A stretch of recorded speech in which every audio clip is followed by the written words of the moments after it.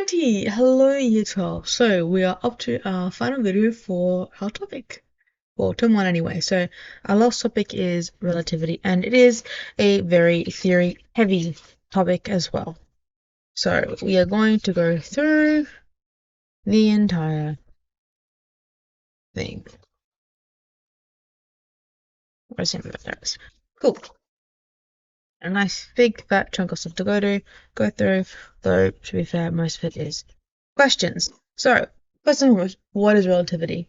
So relativity, as defined in the book on page 123, it says, motion can only be measured relative to an observer. Length and time are relative quantities that depend on the observer's frame of reference.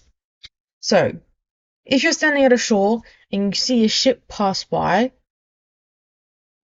you can see that it's moving along. If you are standing on the ship and you see someone looking back at you, you can see the person as you pass by. So while the person on the shore isn't moving, because you on the ship are moving, it looks like the other person is moving. That's the beginning principles of it. Okay, so each of these things are called frames of reference. Okay.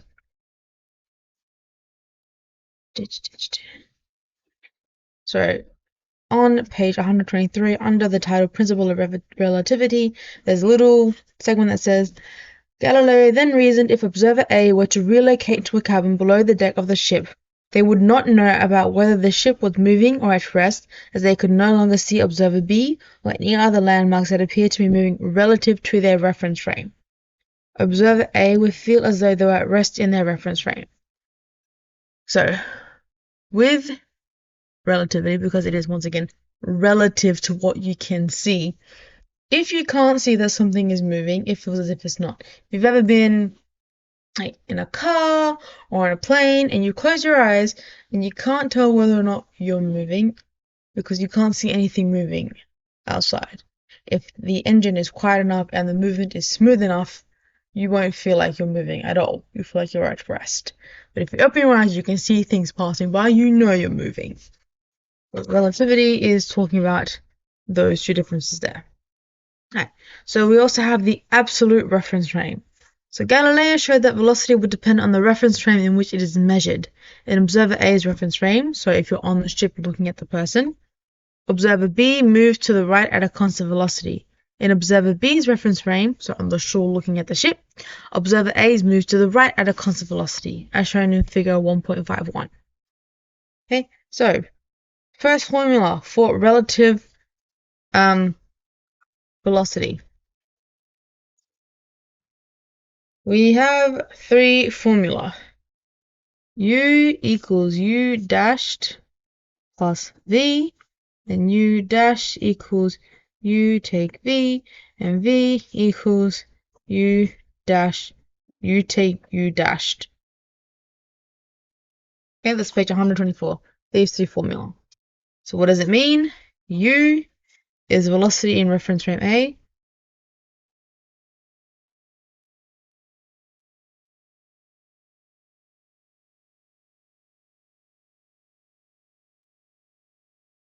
Okay, U dash is velocity in reference frame B.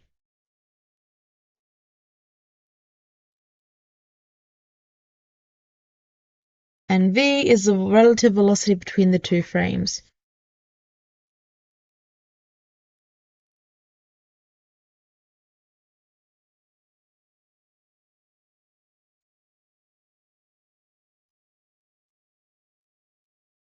Okay, there you have your formula. U equals U dash plus V, and U dash equals U take V, and V equals U take U dashed, where U is the velocity measured in reference frame A, U dash is velocity measured in reference frame B, and V is a relative velocity between the two frames. Now, we're going to go through example 1.5. So when you have relative velocities, you are given the two frames of reference, really giving two of the three velocities, either both frames of reference and you have to find the relative velocity, or one frame of reference and then you have to find either the other frame of reference, or two frames of reference and the relative velocity, or the relative velocity and a frame of reference and you have to find the other frame of reference. So in example 1.5, so we have car A. is moving at 25 meters per second west, passes truck B, moving at 25 meters per second east. The relative velocity of the three references frames is calculated below. So when it comes to calculating velocity, you're gonna have a direction as well. One thing's usually going east or west, the other one or north or south. Whatever it is, it's going to be two opposite cardinal directions. Okay, so that means you're going to assign one a positive value and one a negative value. In this case, they've assigned west as positive and east as negative because west was first. So we're going to put our car as reference frame A, so that's U. It is 25 meters per second as a positive, and reference frame B is U dashed, and it's going the opposite direction. It's going east, that's our negative direction, 25 meters per second, with negative 25 meters per second. Okay, and our V is unknown. So to find, so that's the information as we have it there. Okay. Now, to find our velocity of reference, sorry, our relative velocity, we go V equals U minus U dashed, okay, which equals 25 minus negative 25, which when you add two negatives, you get a positive, which equals 50 meters per second. Okay? You just plug your values into the equation and you're done. Okay? That's it. Sounds a lot more complicated than it actually is. Okay, next. On page 125, we have a blue box once again. So, some measured quantities of objects traveling at very high speeds cannot be explained by Newtonian physics. Einstein's theory of special relativity predicts significantly different results to those of Newtonian physics for velocities approaching the speed of light. The theory of special relativity is based on two postulates. One, that the speed of light in a vacuum is an absolute constant. It does not change. It is always the same. And that the laws of physics are the same in all inertial reference frames. So basically, speed of light is never going to change. It's always going to be the same. And in each frame of inertia that something passes through, the laws of physics are the same. They do not change. They're the same through each inertial reference frame. Okay? Alrighty. Okay. So I'm just going to go through example 5.1 and 1.51 and 1.52. So 1.51 says, observer A at rest on the side of the road watches observer B moving in a car at 15 meters per second east. Observer B then throws a ball at 10 meters per second east in their reference frame. The ball's velocity in the reference frame of observer A is the sum of the car's velocity measured in reference frame B and relative velocity of the ball measured in reference frame B. That is a big mouthful. So, in order to find what the reference frame would be, you would do U, because you're trying to find the velocity. Sorry, you're trying to find the velocity in reference frame A. Yep. Equals U dash plus V. Oh, yeah, U dash plus V. So U is U dash plus V. U equals 15, because that's the velocity of the car, plus 10, because the ball is going in the same direction, plus 10. So they're both going east. That's why the U has no negative. We plus them together. So U, therefore, is 25 meters per second. Okay, so the result is consistent with the theory of relativity and with the classical laws of physics. Okay, two things going the same direction, being thrown, going at the same time. Final speed of the velocity and of the car in reference frame B is 25 meters per second. Okay. So what that paragraph is telling us is that observer B has seen observer A has seen the person in the car driving at 15 meters per second, who then throws a ball at 10 meters per second. Observer B sees that the sum velocity from point A to point B of the car and the car and the ball is now moving at 25 meters per second because they're both moving east. Okay? Right. So, similar scenario down below. Observer A Observer A at rest on the side of the road watches Observer B in a car move 15 meters per second east. Observer B turns on a flashlight and a ray of light moves at 3 times 10 to the power of 8 meters per second.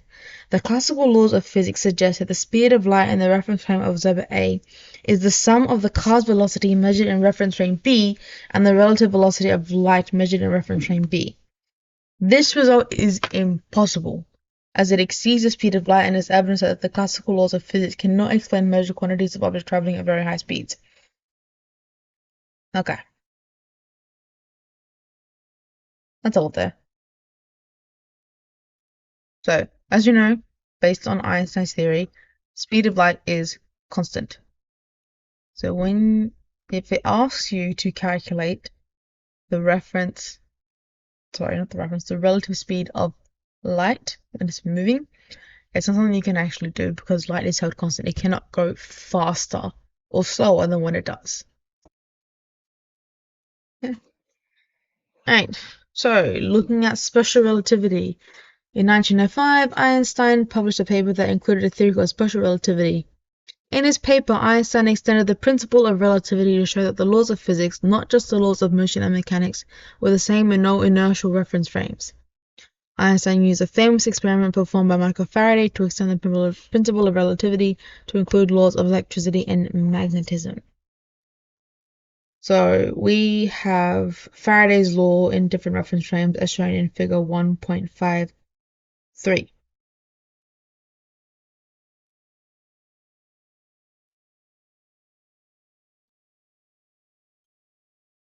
So what Faraday showed with his experiment, that an electric current was produced when a magnet was moved into a coil. So, sure you guys would have done this in year 11. If not, we will do it in class at some point. So you have a coil of wire and you stick a magnet into there. Okay, that's Faraday's law of induction. Okay. So Einstein showed that Faraday's law is the same in two inertial frames as shown in figure 1.53. Okay, so the Faraday's law, you have to move the magnet in at a constant velocity in order to produce a current. Coils move at constant velocity in a stationary magnet. The same current is produced as evidence of the laws of physics. In this case, law of induction is the same both inertial reference frames. Okay, yes. Okay, so two postulates for Einstein's theory of special relativity. One, laws of physics are the same in all inertial reference frames. Speed of light is an absolute constant and the same in all inertial reference frames. We've been through that. Alright, then questions.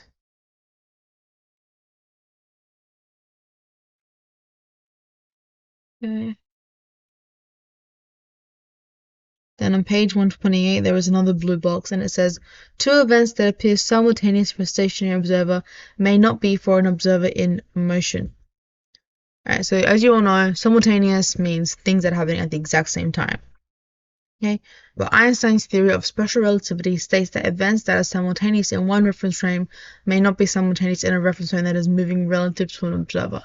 So if you're standing on a coast and you see two ships moving at the same time, to you they're moving at the same time, but if you're on board the ship, you might be able to see the other person's ship and yours not moving at all.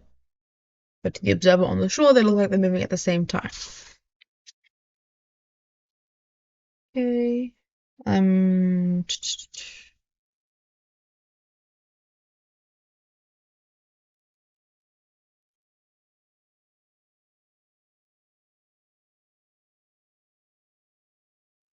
Okay. On page 128, there's two good examples on figure 1.54 and 1.55 that explain this observance relative to someone being on a space shuttle looking on a light versus someone sitting with a telescope being able to see the person on the spaceship turn the light on. Right. Page 130. In relativistic mechanics, there is no absolute length or time interval, which makes it a bit of a pain to deal with because everything is relative and nothing is absolute. So far we've only been using absolute values.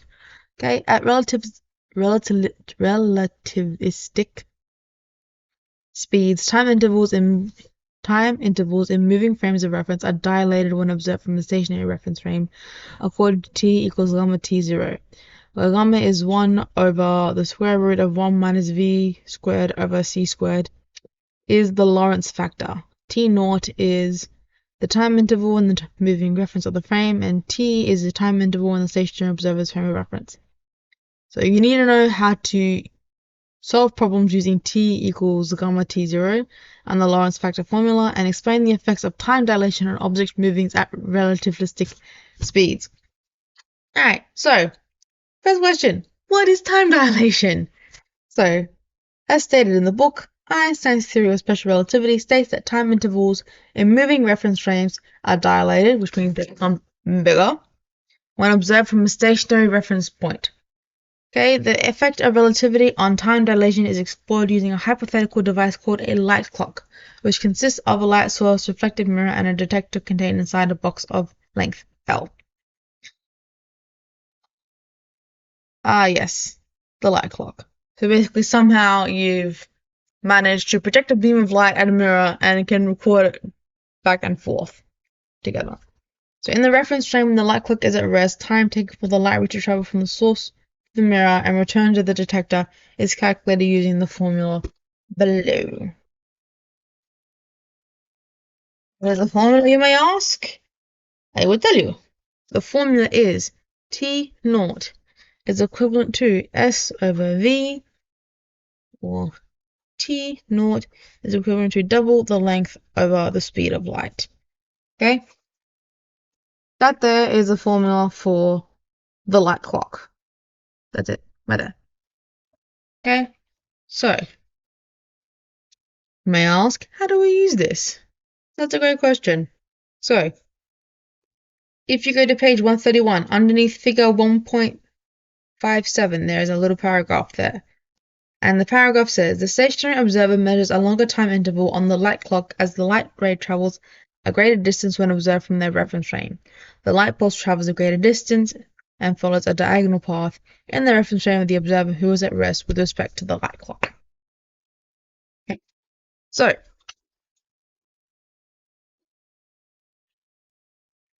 this is what the light clock normally looks like. You have the beam of light bouncing from down here to the mirror, then back down to the detector.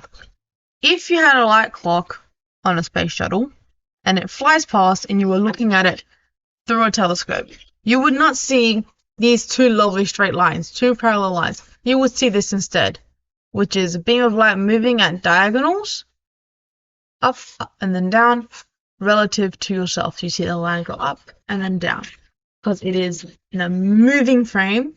So while the contraption itself is only shooting a beam of light down and it's being reflected back, so it's shooting a beam of light up and it's being reflected back down. We know that's what's happening here, but if you're observing it and as something goes past, you're not going to see two lines, you're going to see the diagonals instead. Okay? So since the speed of light is absolute, the only explanation that permits the light pulse to travel a greater distance is at the time interval between events A and B. So as soon as it comes into your vision, and then maybe a couple seconds later. Between events A and B is greater inside the spacecraft in the reference frame of the observer on Earth, who is at rest with respect to the light clock. In other words, the time interval T between events A and B increase in proportion to the distance traveled by the light pulse to ensure that the speed of light remains constant. So, C is equivalent to S with an arrow next. C is equal to S over T. Okay? So, this shows how speed of light is constant, because it will stay the same relative to how much the distance and the time increase. You know, weird ratio type thing. Okay, so the total distance traveled by a light pulse in the reference frame of a stationary observer is twice the length of one diagonal, which is calculated using Pythagoras' theorem. Except also messy than Pythagoras' theorem. So instead of your regular a squared plus b squared equals c squared, you have d, which is the diagonal length, is equivalent to 2 times the square root of the length squared plus vt over 2 in brackets squared. Okay, so we have this lovely thing. So this one here, the diagonal is equivalent to 2 times the square root of the length, that's the mirror length, the beam of light, how far it's going up and down in the time in the light clock, L squared plus the speed times the time divided by 2, and this whole part here is squared. So the time interval, which is given by t between events A and B inside the spacecraft as measured in reference frames of the stationary observer, is determined using the formula derived below. Okay, you don't need to know how to do that derivation, so we are going to skip that because it is a matter of interest. Okay, so light clock example shows the time interval between events A and B is different in two reference frames being relative to each other. Phenomenon is called time dilation. Time between A and B is measured by blah, blah, blah. Okay, so the time interval between events A and B measured in the reference frame of an observer on Earth is calculated using the formula below. And that formula is using the Lorentz factor. Okay, so that's T is equivalent to 1 over the square root of bracket 1 minus V squared over C squared close bracket T naught. 1, 2, minus V naught. Okay, so this here, T is equivalent to 1 over the square root of then brackets 1 minus V squared over C squared close brackets times T naught, or also written as T equals gamma times T naught. Yes, it is a 0, not an O. Okay, so this gamma here is this here, this nice big fat formula. Okay, also known as the Lorentz factor. Alright, so let's go through using it. So example 1.55. So a fictional spacecraft travels at 0.9 c on a journey that lasts 10 years in the reference frame of the astronaut aboard the moving spacecraft. The amount of time that passes in the reference frame of a stationary observer on Earth is given by, we need to find that. So t is our unknown, t naught is equivalent to 10 because we're using it in years. And b squared, why do they have no? Okay, so 0.9 c is 0. So our v is 0.9 times the c, which is the speed of light. Okay. Alright, so t is equal to 1 over the square root of 1 minus v squared over c squared times by t naught equals 1 over, okay, 1 minus 0.9 times 3 times 10 to the 8 divided by 3 times 10 to the 8, close bracket, oh that's squared, and that is also squared, that whole thing times 10, which is equivalent to 22.9 years. That is a long time. Okay, so when we are doing these calculations, whatever unit of time they give you, that is a unit of time your answer is going to be in. So in this example here, we're given 10 years as the time. So when we write our answer, we also answer in years here. Okay? We'll work it out. you look at all the other examples, so 1.56, they give it in seconds, and in 1.57, they give it in minutes. Now, if they give you something that says like 0.9 c, that is 0.9 times by the speed of light, which is the c, is held constant. Right.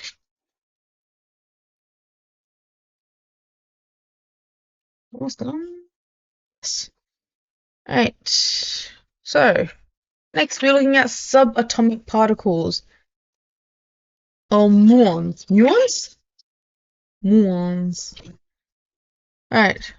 So, what is a muon? According to the blue box on page 138, some subatomic particles exist in the laboratory for a very short time before decaying. Same particles are detected as part of cosmic ray showers in the atmosphere, traveling at relative speeds close to the speed of light.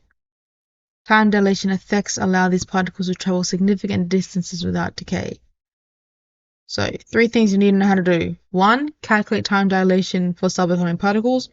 2. Calculate and compare distances traveled by subatomic particles in stationary and moving reference frames. And 3. Solve problems involve subatomic particles moving at relativistic speeds. Alright. Cool. Let's look at it. So, for calculating distances, you just use S equals VT. That hasn't changed. Simple enough. But what the difference is when it comes to your speed, because it is a fraction of the speed of light. So you're going to have some number times by c. In example 1.58, we have the time is 51.2 nanoseconds, velocity is 0.99 c, and you need to figure out what the distance is.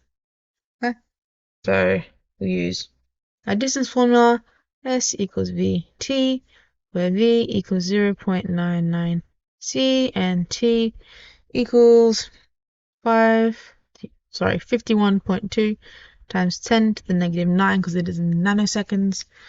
Okay, and now we can plug that into our formula. So S equals 0.99 times 3 times 10 to the 8 in brackets, times that by brackets 51.2 times 10 to the negative 9, close brackets, and that should give you a distance of 15.2 meters. Nothing there. Formula, what we know, put it into our formula, get the answer. Simple as that. Alright. Next part of the same example. The lifetime of the subatomic particle measured in the reference frame of a stationary observer in the laboratory is calculated below. Okay, so how long it lives for is our t. And then we use the Lorentz factor using t naught, which is the time that was already given to us. Okay.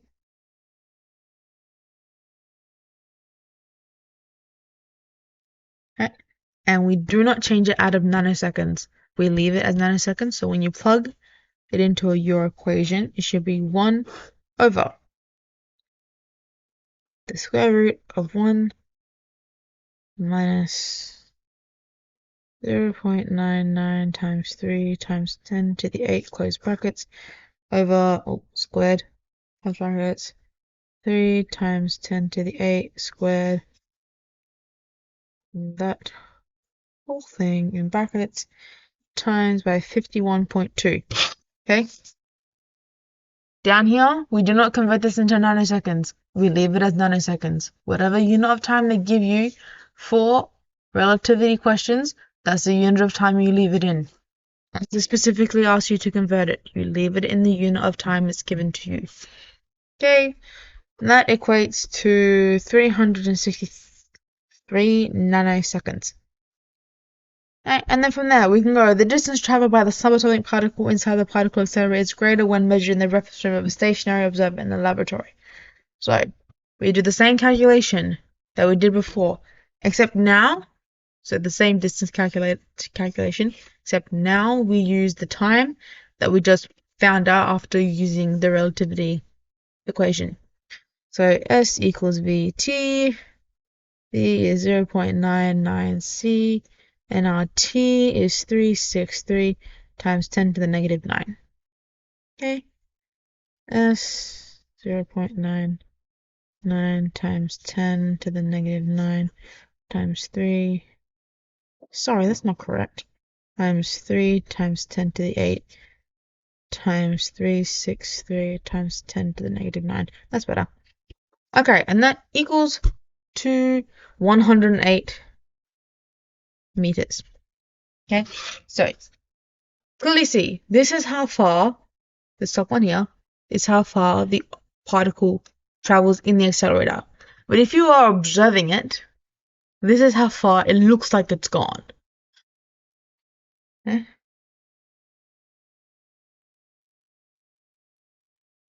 Right, next, muons. Muons? Don't know how to pronounce that. So some subatomic particles are produced when cosmic rays collide in the atmosphere. That's basically what the northern and southern lights are. These particles travel at relativistic speeds close to the speed of light and detect as part of cosmic ray showers in the atmosphere. Muons, which are given by the symbol mu minus, are subatomic particles produced by collisions of cosmic rays with particles in the Earth's atmosphere at an altitude of approximately 6,000 meters as depicted in figure 1.61. Cool. Right. So, muons have a lifetime of 2.2 microseconds and move at relativistic speeds approximately 0.998 c once produced in the Earth's atmosphere. The predicted distance traveled by the muons before decay is calculated below. Same thing, you use your distance formula, you have your speed, you have your time, or how long it lives, and you can calculate how far it will go. Alright, then the muon's high speed causes its lifetime to extend the reference frame of a stationary observer on Earth. Lifetime of a muon measured in the reference frame of a stationary observer on the Earth is calculated below. So you get your information that you have, which is the speed of the muon and how long it's alive for. Once again, do not change the unit of time that it is given to you for relativity equations. So you leave it at 2.2 when you plug it into your equation. Then you have time is equal to 1, well, equal to gamma times t.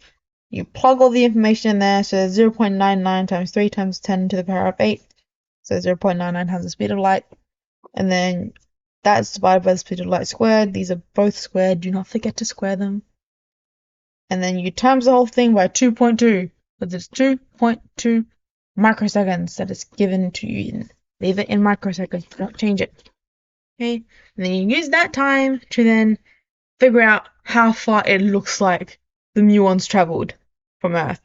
And then so in the first and third calculations, you put time in seconds. In the second calculation, when you're using the relativity equation, you do not change the time value. You change it when you're finding the distance, make sure it's in seconds. When you're using the relativity equation, you do not change it. Okay? Next. And then I believe almost done. Alright, so page 143. An object moving at relativistic speeds appears shorter to an observer in a stationary frame of reference, and the length is given by L equals L0 over gamma, where L0 is the length of the moving object's frame of reference, and L is the length of the stationary observer's frame of reference. You have to know how to use that equation. Cool. So formula L equals L0 times the square root of 1 minus brackets v squared over c squared close brackets. Okay, and L equals L naught over gamma. Okay, those two formulas you know how to use. So L is the length in the stationary observer's reference frame, L naught is length in the moving object's reference frame, and v is the relative velocity between the two reference frames.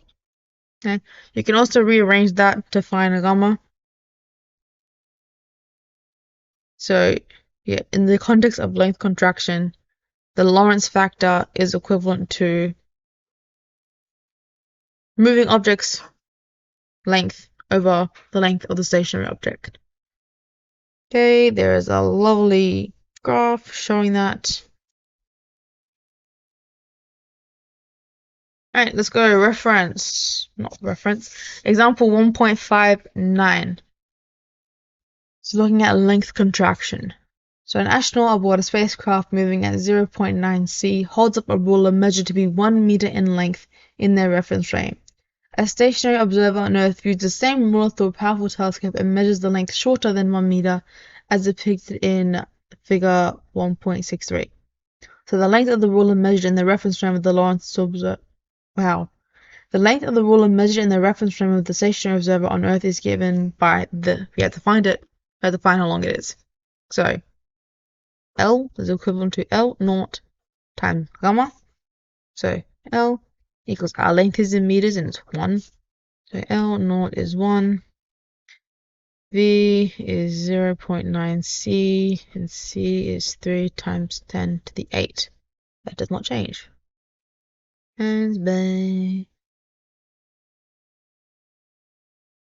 square root of 1 minus 0.9 times 3 times 10 to the 8 squared over 3 times 10 to the 8 also squared. So you plug that entire thing into your calculator and you should get 0.44 meters. Okay. So the observer sees the ruler as 44 centimeters instead of 1 meter in length. Okay, both observers will measure the value for Earth's width. For the ruler's width as width is perpendicular to the motion of the spacecraft. Length of an object. Okay. So what that's basically saying is when the astronaut is holding the ruler, because they're moving across, it's going to look shorter to someone observing it from Earth. They can see it moving. It's like when you take a what's this called? Not a Polaroid. I forgot what this type of photo is called. Take it on your phone. Hold on. A panorama. Like when you take a panoramic photo, you're moving across, and if you're staying at the same speed, everything stays the same size. But if you move it across quickly, things shrink or expand based on how quickly you're moving your camera across the screen. That is relative. That is relativity in motion because it's taking in exactly what it sees as it goes past. So if you were to test that with the ruler, instead of moving the ruler, you're going to be moving the camera. So you can move it at a constant speed and it'll stay exactly 1 meter. Or you can move across really quickly and it's going to shrink it on your screen. There we go. That's what that is. It's questions. Okay, magnitude of I really hate that word. Relativistic momentum of a moving object is given by P equals gamma m o gamma naught. Wow. P equals gamma m naught v. Excuse me. Where m naught is the mass of an object in the frame of reference, with the object is stationary, and v is the speed of the object.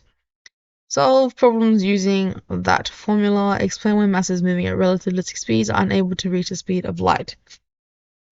Okay, so we're now looking at relative momentum. So you all know how momentum usually works in classical physics, and you know that it is a conserved quantity. The momentum in one part of the equation is going to be equivalent to the momentum in the other part of an equation. It is equal and stays the same throughout. Alright.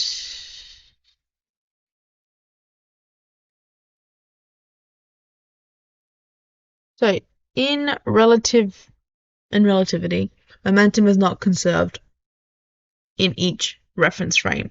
It differs slightly. Once again, we have that lovely formula using the Lorentz factor. In this case, it's P, which is the momentum, equals the Lorentz factor times by the initial mass of the object times by the speed at which it is moving at. Okay. Right. So to use that, we go to page 150 and example 1.61. So electrons are accelerated to 0.999 c in a particle accelerator. Find the momentum. Right? So we know the mass of our electron is, what is it? 9.11 times 10 to the negative 31. Okay, we know our speed is 0.999 c. And we know what our Lorentz factor is. That's that lovely equation that we have to use. Right, so we don't know what our momentum is. Our momentum is a question mark. Right, so there we have all our information there. So, momentum is equivalent to 1 divided by the square root, brackets, 1 minus v squared over c squared, close brackets, times naught v. Okay, there we go. We have our values and we have a formula. Just plug everything into the formula.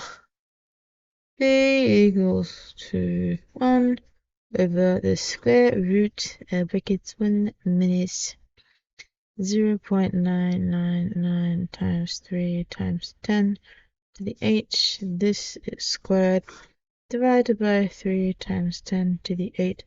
That whole thing's also squared. And that lovely long thing. Oh wait, that, oh my word, times 9.11 times 10 to the negative 31 times by our speed of 0.999 times 3 times 10 to the 8. Okay, so this is the longest one we've done so far. All of this information has to be in there. Huh? That's all there. Done. Alright, once you plug all that into a calculator, you should end up with 6.11 times 10 to the negative 21. And momentum, as always, is kilograms per meters per second negative 1. Okay? That nice, lovely thing down there. Alright.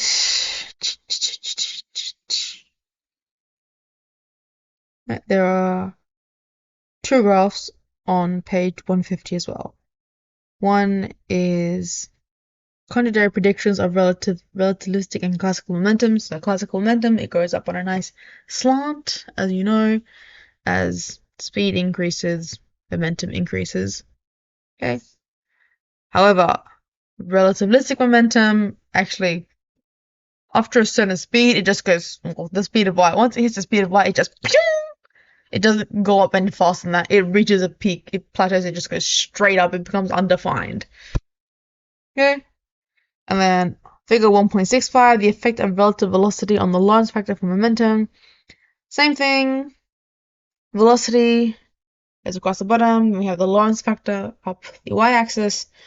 As velocity increases, it keeps going, getting bigger, bigger, bigger, then it hits speed of light and becomes undefined. Goes shoom, all the way up. Alright.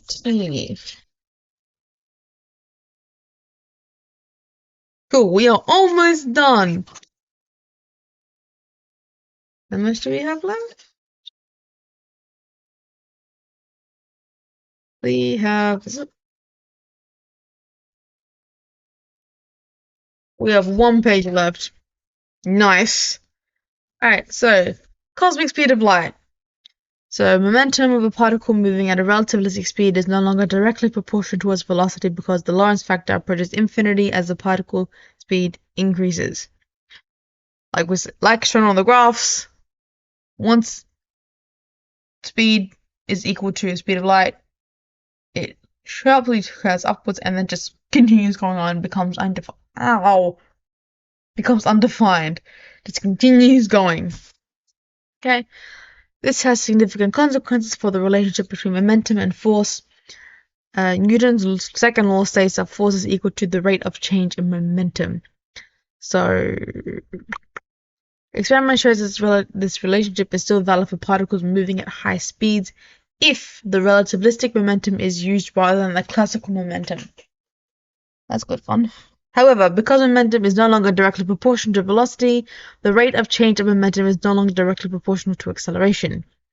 As a result, the constant force does not cause constant acceleration when the particle moves at relativistic speeds. Instead, it's found that if the constant force and velocity are the same direction, the relationship is given by the formula below. That is a lot of words.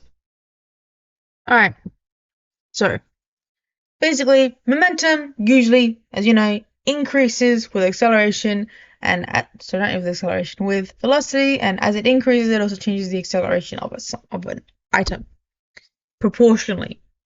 It's proportional to velocity and also proportional to acceleration. Okay, now that gets thrown out the window when it comes to relativity. So in order to allow for it to still be a constant force, first of all, we have a different equation, and second of all, it only works if the constant force and velocity are moving in the same direction. Okay, we have the relationship of force is equivalent to m times a over the Lorentz factor to some weird numbers. Hold on. There's 1 minus v squared over c squared equals 3 over 2. Okay, so it looks like this, which is messy. So instead, you can just write it as, which is the same as the Lorentz factor cubed times mass times acceleration. Okay, we get that instead.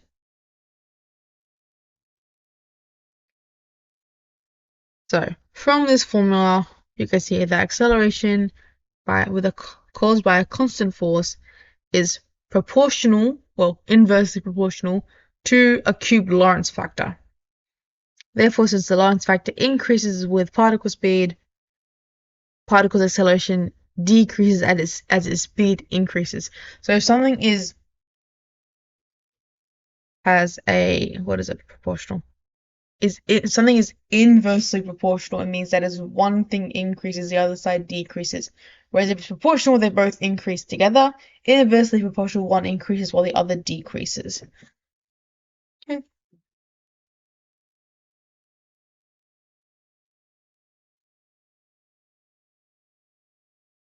Alright. And that is all. Yep. The rest is just two graphs. And explaining what the cosmic speed limit is, which is the speed of light, because things can't move faster than that. Alright. That is all. Alright. So year 12s, the only thing that's left for you to do is finish off your D&Ds and your questions. That's it. So in class time, you'll either be doing one of those two things. That's all. Alright. Bye.